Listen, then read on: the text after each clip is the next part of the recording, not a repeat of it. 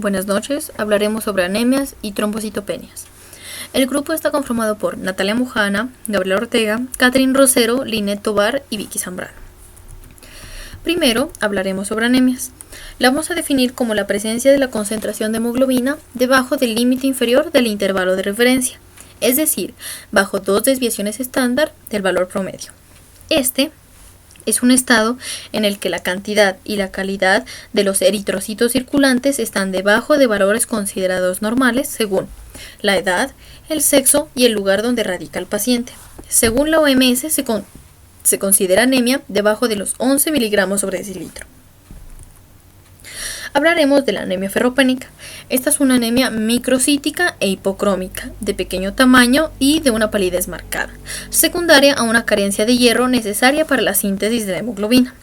Como dato adicional, encontramos que el hierro se absorbe en la parte proximal del intestino delgado y se requiere de un aporte de 8 a 10 miligramos en una dieta balanceada. Y decimos que la leche materna se absorbe de 2 a 3 veces mejor que la leche de vaca, por lo cual se recomienda a la madre que lacte a su bebé de manera oportuna, a menos de que existan patologías que se lo impidan. Encontramos unos componentes importantes en la sangre, como lo son las plaquetas, los glóbulos rojos, el plasma, los glóbulos blancos, el dióxido de carbono y el oxígeno, entre otros. Como funciones importantes encontramos la respiración celular, ya que se hace un intercambio entre dióxido de carbono y oxígeno, la nutrición, ya que se lleva nutrientes importantes para el buen funcionamiento y vitalidad de órganos, como lo pueden ser proteínas y carbohidratos, entre otros. Se excretan sustancias de desecho nocivas. De igual forma transporta secreciones internas, interviene en reacciones de defensa y de inmunidad, distribuye el calor corporal, acarrea agentes humorales y funciona en el sistema de la coagulación. Encontramos factores que modifican la hemoglobina, como lo es el sexo. En los hombres encontramos valores de 14 a 16 gramos sobre decilitro, mientras que en las mujeres hay valores de 12 a 14 gramos sobre decilitro. Esto debido a que las mujeres tienen una pérdida masiva de sangre por la menstruación cada mes. Luego encontramos otro factor que es la edad. La edad, ya que los niños tienen una variabilidad de hemoglobina, pero ya se establecen cuando la niña cumple 15 años y el niño 18 años, ya que en la parte primaria de la vida, como lo es la niñez, el niño necesita grandes cantidades de hemoglobina para poder desarrollarse a nivel orgánico y a nivel óseo. Otro factor importante es el embarazo. Se dice que en todo el embarazo puede haber disminución de la concentración de la hemoglobina por hemodilución, ya que la sangre materna pasa a la sangre fetal, el niño coge la mayoría de nutrientes mientras la madre coge los residuos de esto.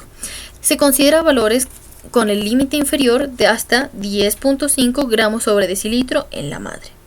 De igual forma está la insuficiencia cardíaca y otras enfermedades o estados edematosos, porque también hay factores de hemodilución y los valores de hematocrito y hemoglobina descienden drásticamente, pero estos ya son debido a patologías.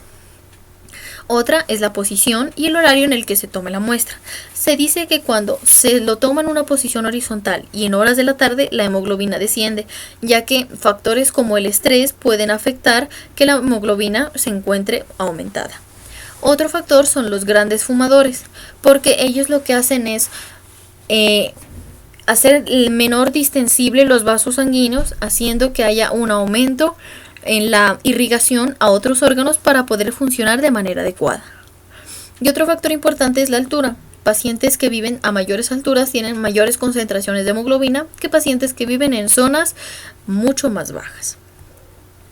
Hablaremos de los tipos de anemia, que son la anemia microcítica hipocrómica, la anemia macrocítica y la anemia normocítica normocrómica. Dependiendo si es microcítico o hipocrómico, dependiendo de el volumen corpuscular medio, el cual se considera normal de 80 a 100 y en niños puede ser normal de 93 a 108.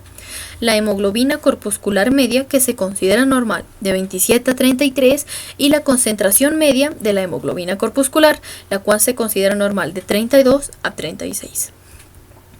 Encontramos los mecanismos compensadores, como lo es la disminución de la viscosidad sanguínea. A mayores cantidades de hemoglobina, la sangre se hace mucho más viscosa, haciéndola más propensa a que haya trombos. Lo que hace el cuerpo es disminuir la viscosidad de la misma para evitar patologías que se puedan dar más adelante por este mecanismo. Encontramos un aumento del volumen sanguíneo. Cuando hay hemorragias, el cuerpo desciende sus niveles de hemoglobina, por lo cual debe el corazón irrigar de mejor manera a todos los órganos para evitar la necrosis o la injuria de los mismos. Encontramos la taquicardia. La taquicardia es un mecanismo reflejo en el cual el corazón aumenta el riego sanguíneo a la mayoría de órganos para evitar que haya una hipoperfusión de estos. Encontramos un aumento de la velocidad de la circulación. La circulación debe ser mucho más grande ya que pueden haber órganos que se pueden afectar por la falta de hemoglobina. Y la redistribución sanguínea.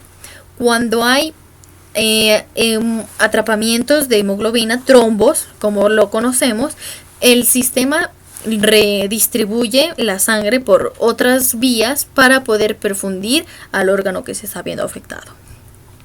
Encontramos unas manifestaciones clínicas en la anemia, como lo es el cansancio, la fatiga, la debilidad muscular, la palidez, la disnea, palpitaciones y soplos. Esto debido a que la hemoglobina llega en poca cantidad a estos órganos y lo que produce es una hipoperfusión de los mismos, haciendo que haya una disminución de la vitalidad y su funcionamiento. Encontramos manifestaciones clínicas también, como lo son la insuficiencia cardíaca, la cefalea, el vértigo, el zumbido, la poca concentración, la anorexia y la menorrea. Estos síntomas ya se miran en mayor cantidad cuando los niveles de anemia son realmente bajos y el cuerpo manda unos sistemas de vasoreceptores para que el cuerpo entienda que la hemoglobina se encuentra baja y necesita ayuda inmediata. Encontramos la clasificación etiológica. Encontramos la pérdida de la sangre y la destrucción excesiva de glóbulos rojos. Entendiendo la pérdida de sangre siendo aguda, poshemorrágica aguda, crónica o poshemorrágica crónica, dependiendo del tiempo que lleve el paciente. Y en la destrucción excesiva de los glóbulos rojos está la anemia hemolítica, cuando encontramos esferocitos, que son sustancias de desecho de la hemoglobina en sangre periférica, hemoglobinopatías, hemólisis adquirida, como lo es la eritroblastosis fetal, hemólisis debido a agentes físicos, químicos, infecciosos, entre otros. De igual forma, existe deficiencia de sustancias indispensables para la eritropoiesis, como lo es el principio antianémico. Cuando este se mira afectado, encontramos anemia macrocítica. Cuando hay disfunción del ácido fólico, encontramos anemia megaloblástica. Y cuando se ve afectado el hierro, anemias hipocrómicas y ferropénicas.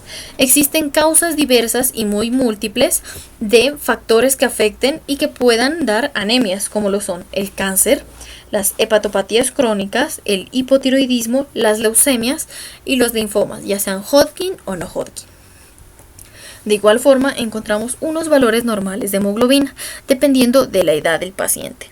Al primer día se considera normal de 18 a 14.5, a los 2 meses de 11.2 a 9.4, a los 6 meses de 12 a 10, del año a los 2 años de 12.5 a 11, de los 2 a los 4 años de 12.5 a 11, de los 5 a los 7 años de 13 a 11.5, de los 8 a los 11 años de 13.5 a 12, de 12 a 13 años de 14 a 12 y dependiendo si es mujer o hombre, siendo hombre 14 a 16 y siendo mujer 12 a 14. Encontramos parásitos que producen anemia ferropénica, como lo es el ancilostoma duodenale, la entamoeba histolítica, el tricocéfalo y el ascaris lumbricoide, ya que ellos van a hacer lo que es alimentarse de los eritrocitos disminuyendo su cantidad. Y de igual forma, otro parásito que produce anemia es la malaria, ya que ella se alimenta a nivel extracelular o intracelular de la hemoglobina, infectándola. Encontramos como tratamiento principal las fuentes de hierro en alimentación infantil o adulta, como las carnes de res, las vísceras, las sardinas y la yema de huevo. De igual forma, granos y cereales, como lo son las lentejas, la harina, el pan, el plátano y cereales. Encontramos frutas y hortalizas como la guayaba, el mango, la naranja, el limón, las fresas, el brócoli, la espinaca, la calabaza y acelgas. Y de igual forma, como un tratamiento ya cuando la anemia es muy marcada, se hace transfusiones sanguíneas con hemoderivados. Vamos a hablar ahora de las trombocitopenias, entendiendo trombocitopenias como las alteraciones a nivel plaquetaria. Las plaquetas provienen de los megacariocitos.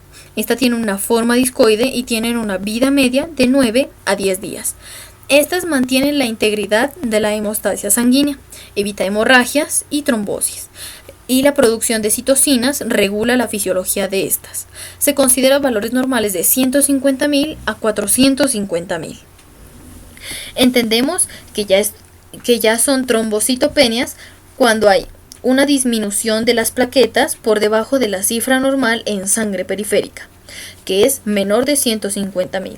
Y las causas más frecuentes son por 3 mecanismos, que son la producción insuficiente, que puede ser hereditaria o adquirida, el aumento de la destrucción, que puede ser inmunológico o no inmunológico, la distribución y el almacenamiento inadecuados por el hiperesplenismo.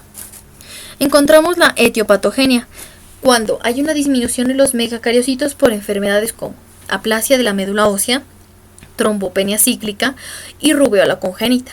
Y también cuando hay trombopoiesis ineficaz, como en anemia megaloblástica y síndromes mielodisplásicos. Se considera que la hemorragia en sí pueden ser hemorragias cuando son valores menores de 150.000 o trombos cuando es el valor de plaquetas mayor de 400.000. Debemos recordar que también hay causas farmacológicas, entre ellas la más importante son las tiazidas, y también predominan la hipertensión arterial y afecciones renales, entre otros, y el tratamiento efectivo para estas es la plasmaferesis, que es pasar por medio de la sangre factores que ayuden al desarrollo de esta. Encontramos la trombopenia central y la trombopenia periférica. La trombopenia central es en la cual no aumentan los megacariocitos en la médula ósea, y en la trombopenia periférica sí aumentan y hay una presencia de los esquistocitos y es por el consumo.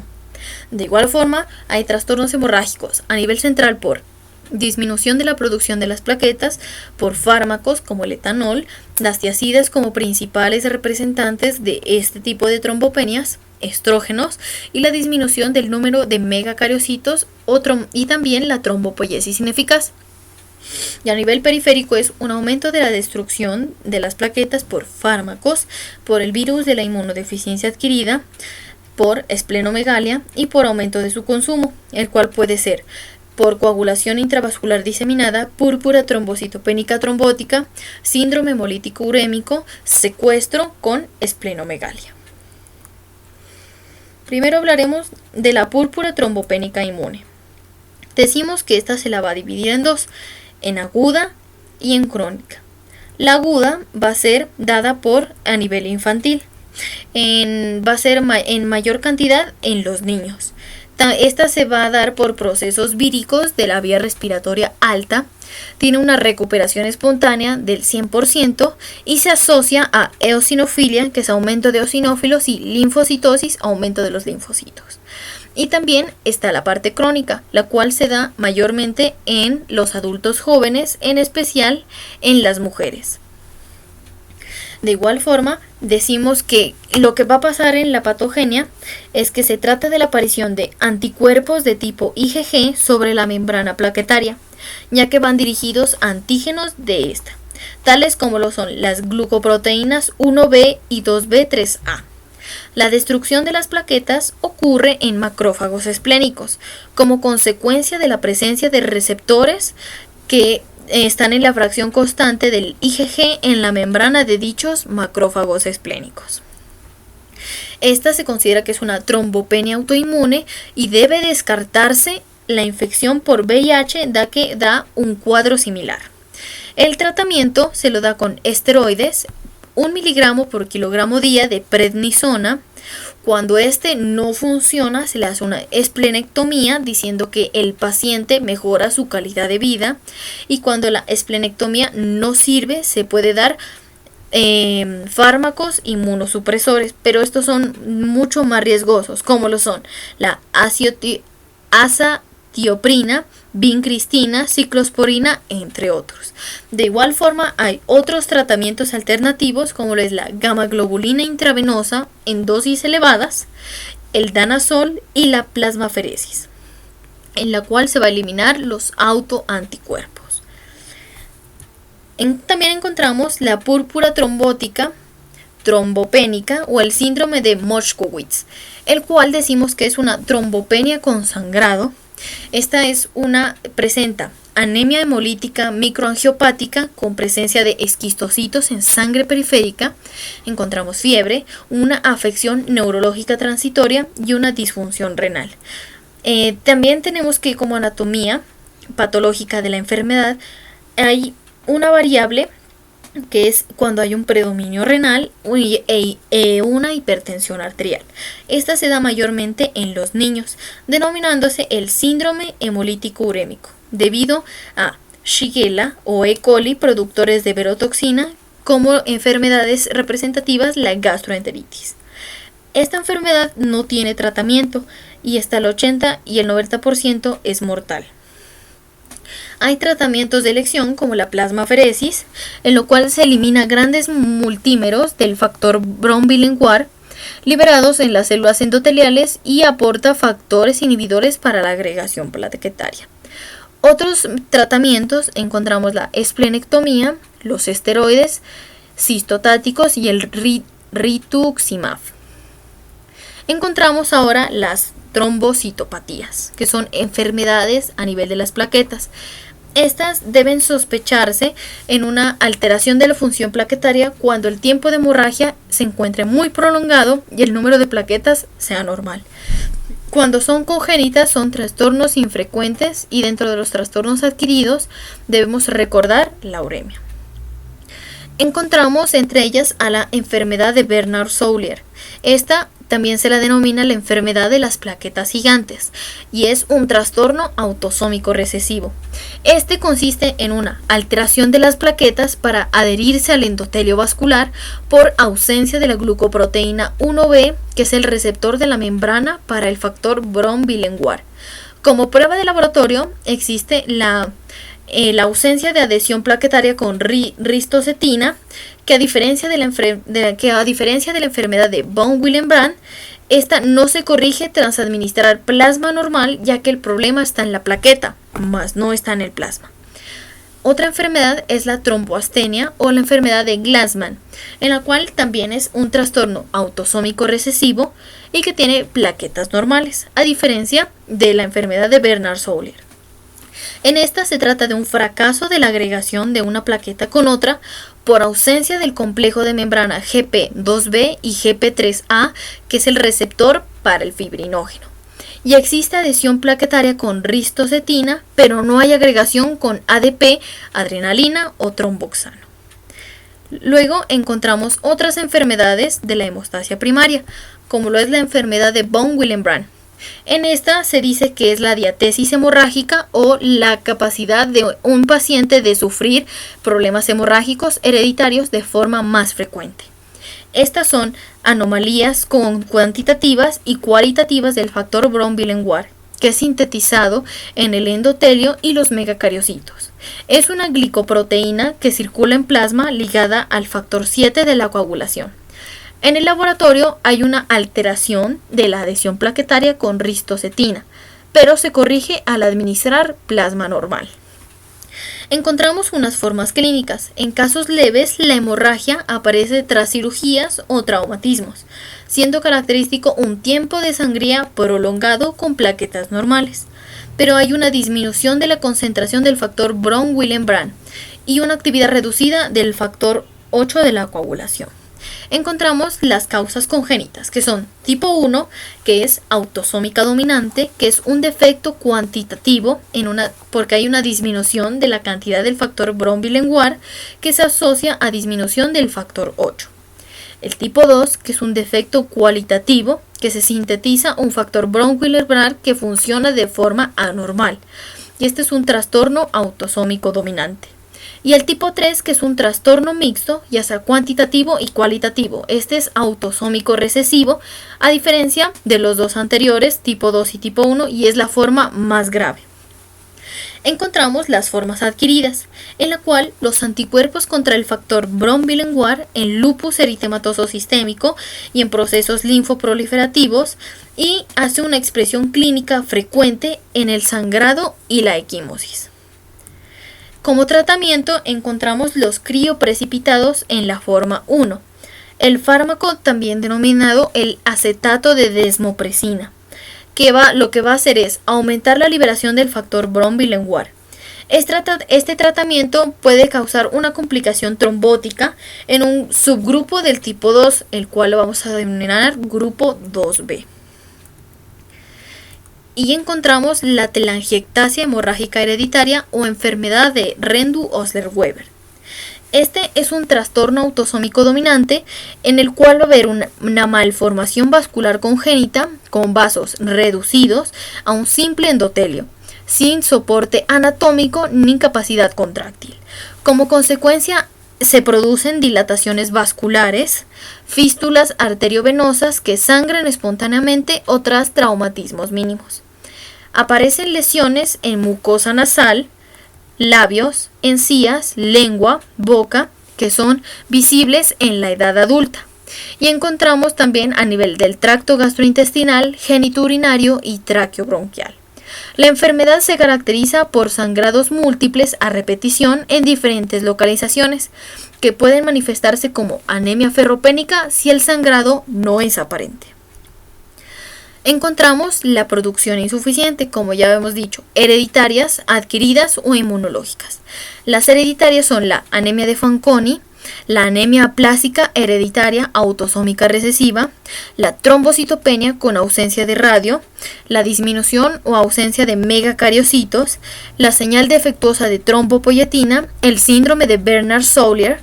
Las adquiridas, que son la aplasia megacariocítica, ya sean autoinmunes, la supresión de megacariocitos y o trombopoyetina por los linfocitos, infecciones virales, producción disminuida o destrucción inmunológica por el hiperesplenismo y la anemia aplásica. Y en inmunológicos encontramos la púrpura trombocitopénica idiopática, la enfermedad adquirida en niños y adultos que pueden tener médula normal y ausencia de otra patología, y las no inmunológicas, que es en mujeres de 30 a 40 años cuando tienen un daño endotelial difuso y se relaciona con enfermedades reumatológicas. De igual forma encontramos el hiperesplenismo, en el cual hay una esplenomegalia con producción normal o aumentada de las plaquetas, pero estas se encuentran secuestradas. En este caso se hace una resección del vaso con un mejoramiento de la vida del paciente. Muchas gracias.